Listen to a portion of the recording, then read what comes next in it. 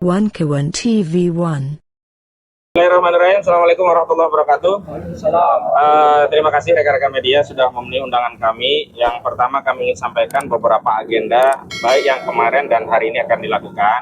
Yang kemarin sedianya kami mendampingi klien kami atas nama Samsudin Alimsyah diperiksa sebagai saksi kaitannya dengan podcast Abraham Samad Speak Up.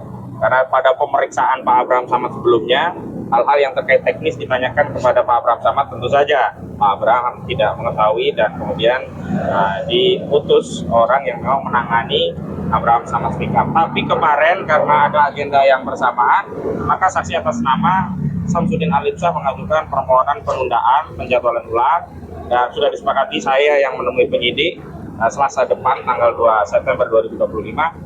Dan memang karena ada permintaan penyidik untuk mengirimkan surat ini, saya juga sudah siapkan surat untuk dikirimkan kepada Direskrimum tentang penundaan tersebut, juga jadwal yang bisa kami penuhi. Dan hari ini atas juga atensi dari terperiksa saksi Abraham Samad, pada pemeriksaan yang lalu mengajukan sejumlah ahli untuk diminta keterangannya, khususnya yang berkaitan dengan keterangan yang berkaitan dengan jurnalistik, ya, yakni hal-hal yang berkaitan dengan media jurnalisme yang sebenarnya itu bagian dari kebebasan berekspresi, kemerdekaan menyampaikan pendapat, yang hari ini sayangnya kemerdekaan berekspresi menyampaikan pendapat, tugas-tugas jurnalisme tadi yakni menyampaikan informasi kepada publik dipersoalkan secara hukum, ditarik sebagai pihak dalam laporan yang diajukan oleh saudara Joko Widodo per 25 April yang lalu.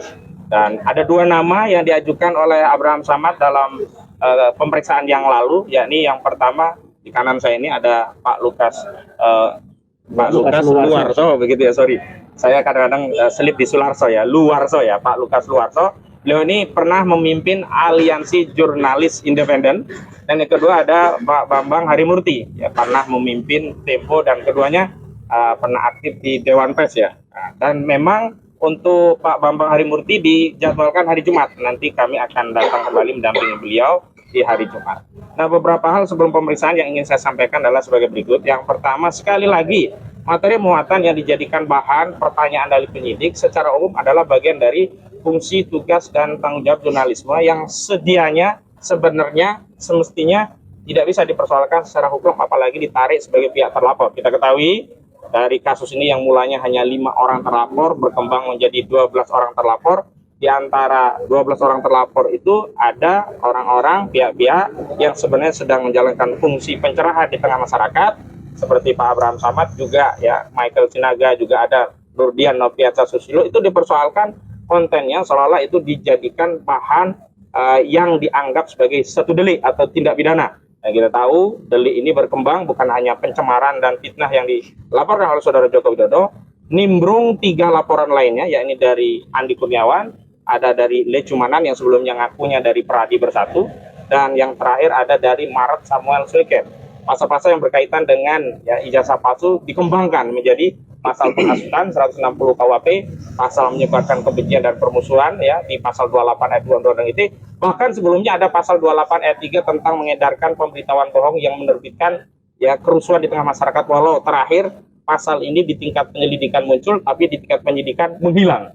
Jadi ada 2 kasus sekaligus. Ada penyelundupan pasal pada laporan saudara Joko Widodo karena saudara Joko Widodo mengaku ya direndahkan serendah-rendahnya, dihinakan sehina-hinanya, merasa dicemarkan dan dihina, tetapi kuasa hukumnya memasukkan ya tentu sepengetahuan Jokowi dan sepersetujuan Jokowi memasukkan pasal 35 dan 32 Undang-Undang ITE yang tidak ada relevansinya sama sekali dengan kasus penistaan, dengan pencemaran dan juga fitnah. Buat dugaan kami ini adalah modus operandi untuk melakukan kriminalisasi dengan memasukkan pasal-pasal yang tidak relevan asal ya ancaman pidananya di atas 5 tahun sehingga bisa dijadikan dalil untuk melakukan penahanan.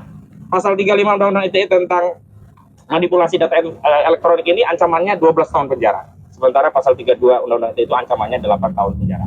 Dan selanjutnya saya ingin tegaskan bahwa klien kami baik Pak Abraham Samad dan yang lainnya, 12 terlapor lainnya, termasuk hari ini keterangan yang akan disampaikan Pak Lukas ini adalah bagian dari untuk penegasan kepada seluruh rakyat Indonesia bahwa kami adalah bagian dari anak bangsa yang lahir dan dibesarkan di negeri ini, yang punya tugas, kewajiban, dan tanggung jawab yang sama untuk mencerdaskan kehidupan berbangsa sesuai dengan kapasitasnya masing-masing.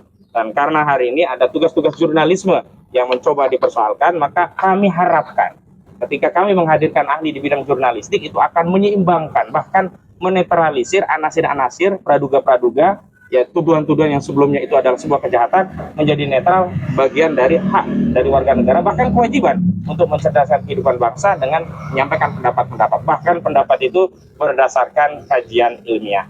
Dan sekali lagi kita tahu bahwa Polda Metro Jaya kabarnya telah memeriksa sejumlah ahli, ada ahli ITE, ada ahli elektronik ya, ada ahli bahasa, ada ahli pidana, juga ada ahli psikologi dan sosiologi. Maka kami juga berencana akan menyampaikan ahli di tingkat penyidikan ya, bukan hanya ahli jurnalistik. Kami sudah persiapkan ahli pidana, ada 2 ahli pidana yang kami persiapkan. Kami juga siapkan ahli bahasa, bahkan bukan hanya ahli bahasa biasa, yakni ahli linguistik forensik. Ini adalah satu-satunya di Indonesia orang yang punya kepakaran linguistik forensik, tapi namanya nanti akan kami sepil setelah fix ya, yang jelas itu. Kemudian juga kami akan hadirkan ahli ITE, juga ahli-ahli yang lain yang relevan untuk mendudukkan masalah ini di tingkat penyidikan. Karena kalau di tingkat penyidikan, ketika ahli dari kami juga diambil keterangan yang dipertimbangkan oleh penyidik, kita harapkan penyelidikan dan penyidikan ini berjalan sesuai dengan due process of law. Ada asas keseimbangan sehingga tidak dipaksakan sesuai kehendak pelapor, tidak dipaksakan sesuai kehendak apa yang diinginkan oleh saudara Joko Widodo. Dan saya ingin kutip ya, ada satu hal yang kemarin dari Nurdiansah Susilo ketika membuat judul dalam thumbnail ya, yang diunggah di akun YouTube-nya, itu dipersoalkan, sampai judul pun dipersoalkan. Sampai bertanya apakah ketika membuat judul itu sudah konfirmasi kepada narsum. Sekali lagi kawan-kawan media, kewenangan untuk membuat thumbnail judul itu adalah kewenangan otoritatif jurnalis, dan jurnalis tidak perlu tanya kepada narsum, wah nanti judulnya kayak gini ya, Bapak berkenan. Enggak, sepanjang judul itu memang bisa diambil, diikhtisar dari statement yang ada dari narsum itu. Dan kalau semua judul diminta ya persetujuan oleh narasumber, wah kacau ini tugas media, nanti bisa nggak jalan begitu. Nah, ini adalah hal-hal yang juga harus dijelaskan kepada penyidik agar tidak ada praduga seolah-olah hanya dengan judul saja orang bisa dipersoalkan, orang dianggap nanti menghasut, orang dianggap nanti mencemarkan, orang dianggap itu melakukan fitnah dan seterusnya. Itu pengantar dari saya, dan untuk selanjutnya saya minta dulu Pak Lukas untuk menyampaikan statement sebelum pemeriksaan pada hari ini yang memang sudah menerima panggilan dari penyidik. Silakan Pak Lukas. Terima kasih, Bung Konsultan. Selamat pagi kawan-kawan. Ya, seminggu 2 minggu lalu memang ketika saya mengantar Bung Abraham Samad diperiksa, Bung Abraham setelah pemeriksaan meminta saya untuk menjadi saksi ahli ya, untuk menjelaskan tentang apa itu jurnalisme. Dan ada 2 hal yang ingin saya sampaikan. Pertama, saya agak prihatin ya sebagai wartawan 2 zaman, zaman Orde Baru dan zaman Orde Reformasi. Saya dulu mengalami ya tekanan-tekanan terhadap jurnalisme, terhadap media di era Orde Baru. Tapi bahkan saat itu tekanannya itu ya namanya waktu itu era otoriter kan, kita masih bisa maklumi. Dan ketika era reformasi seharusnya sikap-sikap yang mengintimidasi, menekan, mempersekusi pers itu sebenarnya sudah harusnya hilang sesuai semangat reformasi. Makanya ada undang-undang pers yang melindungi kemerdekaan pers dan melindungi profesi wartawan. Jadi menurut saya ini gejala kembalinya sikap-sikap otoritarianisme aparat ya, bahkan mungkin lebih sistematik dari era Orde Baru dengan cara yaitu media yang saat ini memang waktu itu belum ada ya. YouTuber itu kan fenomena 10-15 tahun terakhir ini. Bung Abraham Samad yang kebetulan sekarang jadi punya podcast yang sangat populer dianggap sebagai pihak yang ikut terlapor, dianggap melanggar pidana mungkin ya. Nah itu sangat tidak apa ya, sangat memprihatinkan. Kalau wartawan dan media ketika memberitakan atau mengulas peristiwa sengketa seperti ini kan antara sengketa Jokowi dengan publik sebenarnya, masyarakat Indonesia yang ingin tahu apakah ijazah Jokowi itu asli atau tidak. Nah, kalau media memberitakan itu kemudian dilaporkan menjadi pihak yang kemungkinan ikut terlibat dalam pelanggaran, ya nanti semua wartawan tidak bisa melakukan kerjanya, teman-teman nggak bisa bekerja sini. Sedikit-sedikit harus dilaporkan dan harus diperiksa dan sebagainya. Nah, itu satu. Jadi gejala kembalinya sikap-sikap otoritarianisme aparat dalam mempersekusi atau menekan wartawan. Yang kedua yang paling penting, karena kebetulan saya ikut membidani lahirnya Dewan Pers era Reformasi saat itu sebagai Direktur Eksekutif, kita itu ada kerjasama dengan kepolisian ya 20 tahun terakhir ini, apa yang disebut ketika kasus-kasus melibatkan media, pemberitaan media, itu kesepakatannya polisi tidak langsung mempersoalkan media itu, tapi polisi menanyakan ke Dewan Pers. Nah kemudian secara rutin setiap 2-3 tahun ada radiogram atau surat edaran Kapolri yang ditujukan kepada aparatnya di seluruh Indonesia. Jika ada kasus sengketa melibatkan media, harus berkonsultasi dulu dengan Dewan Pers. Nah dalam kasus Abraham Samad ini dan juga kawan yang lain ya, Sentana dan lain-lain, itu sama sekali mengabaikan itu. Jadi mengabaikan surat edaran atau radiogram Polri sendiri. Jadi yang melanggar itu justru aparat yang menyidik, yang melakukan penyelidikan saat ini. Itu seharusnya tidak begitu. Jadi harus semacam konsultasi, koordinasi dengan Dewan Pers, apakah media bisa dianggap melakukan pelanggaran. Nah, tugas jurnalisme itu kan masuk wilayah etika. Nah, itu domainnya adalah Dewan Pers. Nah, saya harapkan nanti dalam pemeriksaan saya sebagai saksi, ahli gitu ya, karena saya bukan terlibat, tapi saya akan menjelaskan. Saya akan memberi pelatihan tingkat dasar kepada bapak-bapak polisi yang memeriksa saya, bagaimana memahami jurnalisme dan etika media. Bapak, berarti Bapak Abraham Samad di sini posisinya disebut sebagai media, awak media. Ya kan, dia terlapor, makanya itu yang tidak terlalu jelas. Tapi kalau melihat posisinya kan, Bang Abraham itu hanya membuat wawancara-wawancara dengan para pelaku ya, Roy Surya dan kawan-kawan. Jadi dia hanya memberikan penjelasan ke publik. Tugas wartawan itu kan menjadi mata dan telinga publik, agar publik mendengar langsung, memahami dan melihat apa yang terjadi. Berarti Abraham termasuk media, jurnalis gitu, iya. Dalam jurnalistik gitu. Jelas. Jurnalisme baru ya, YouTuber itu. Jadi nanti akan saya tegaskan bahwa apa yang membedakan jurnalisme dan bukan jurnalisme itu satu saja sebenarnya. Paling mudah ya untuk dipahami oleh Pak Polisi nanti, bahwa jurnalisme itu informasi, data, dokumen yang terkait dengan kepentingan publik. Jadi kalau tidak ada kepentingan dengan publik, itu hanya informasi biasa. Infotainment bukan jurnalisme. Karena itu hanya untuk menyenangkan orang yang hobi ngegunjing ya, infotainment misalnya itu. Nah, kalau ini menyangkut kepentingan publik, kepentingan negara bahkan, menyangkut keaslian satu ijazah yang dipunyai presiden asli atau tidak, itu harus pasti, harus jelas. Itu rakyat harus tahu. Ya, saya tambahkan sebenarnya apa yang dilakukan oleh Pak Abraham Samad, juga Michael Sinaga, juga Nudiansa Susilo, juga YouTuber yang lainnya, juga rekan-rekan yang wawancara kami hari ini. Sebenarnya kan ini adalah tugas-tugas biasa yang juga dilakukan oleh TV-TV yang ada di Republik ini ya. Sebagaimana saya juga diundang di sejumlah TV-TV untuk menyampaikan pandangan. Tidak beda dengan itu.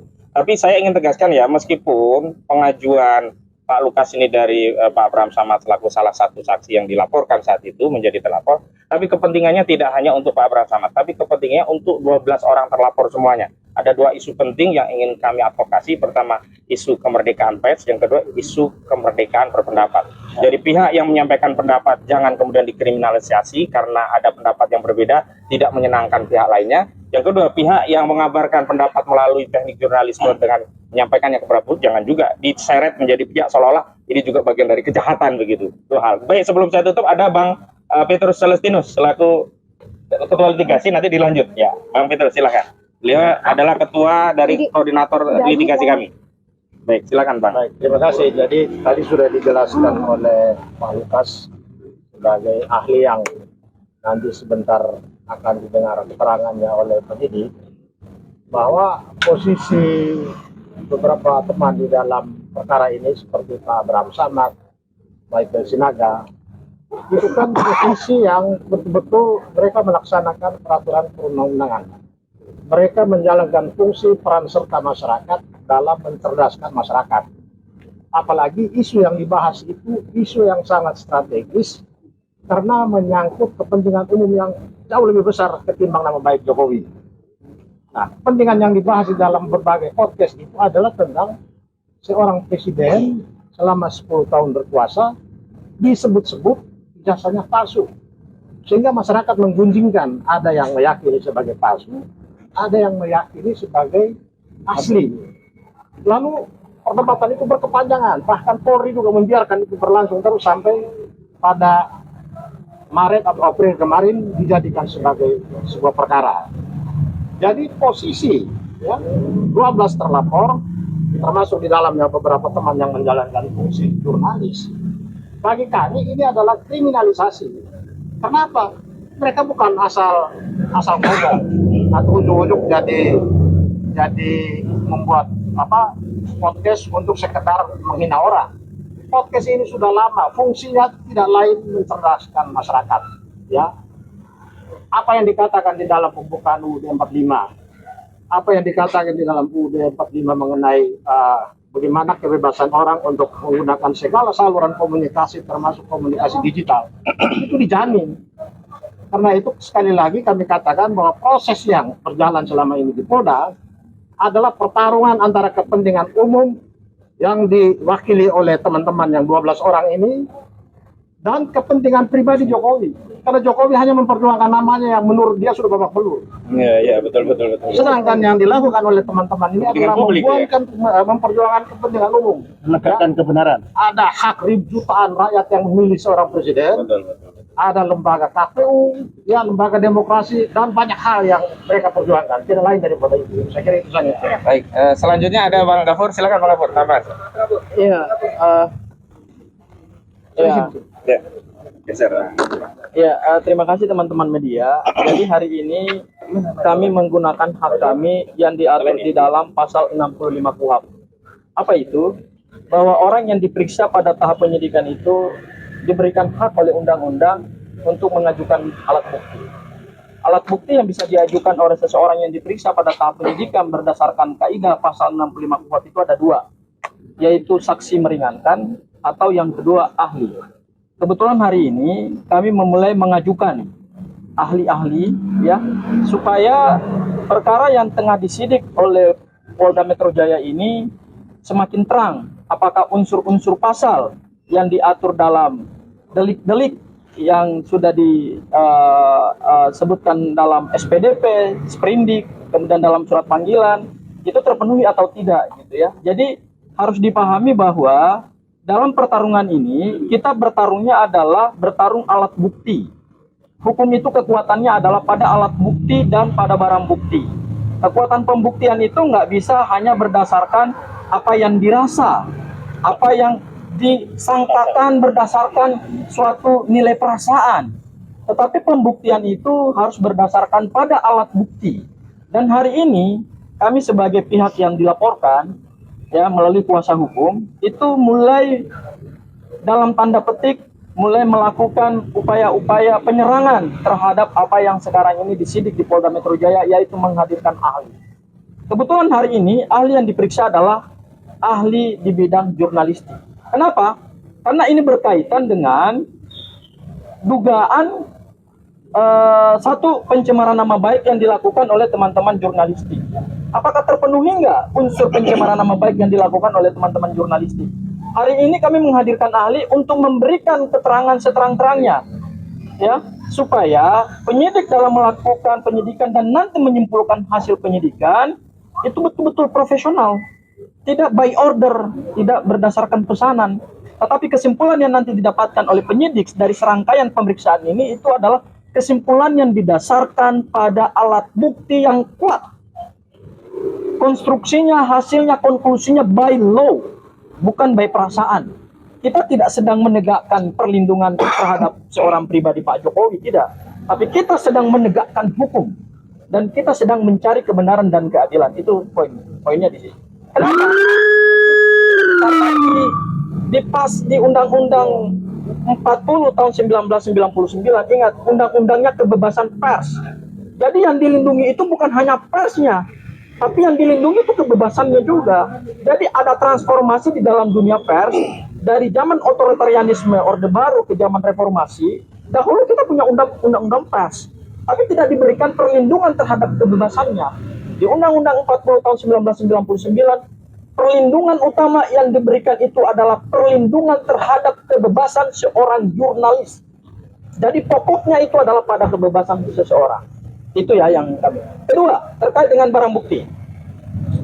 kami juga akan menghadirkan ahli digital forensik, dan kami minta kepada Polda Metro Jaya untuk memberikan akses kepada ahli kami untuk melakukan uji tandingan terhadap barang bukti yang saat ini sedang disita oleh Polda Metro Jaya berupa ijazah Pak Jokowi.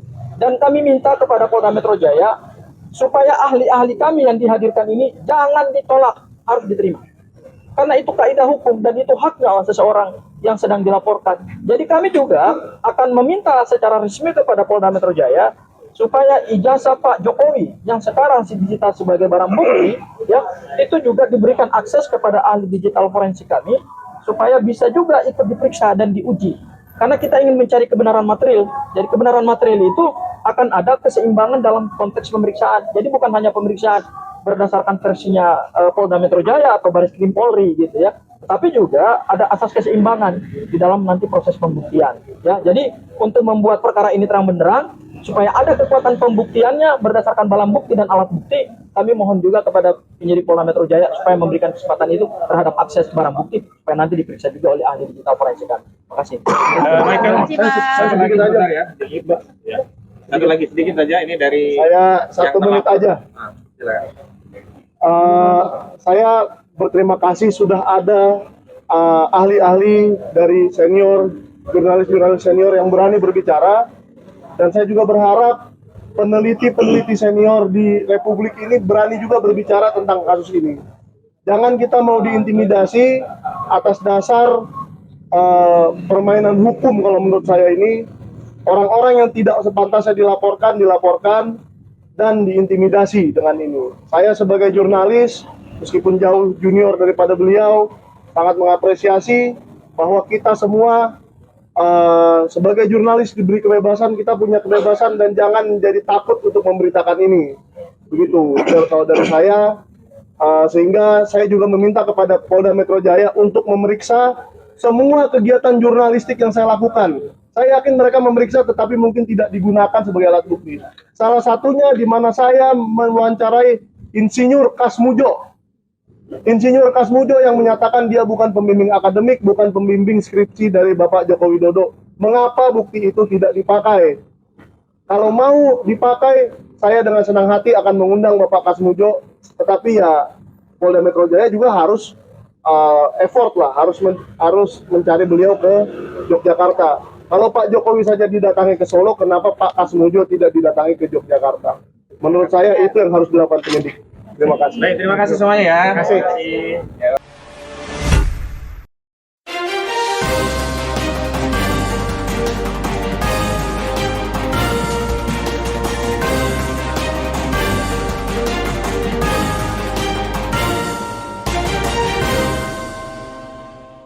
One Kawan TV 1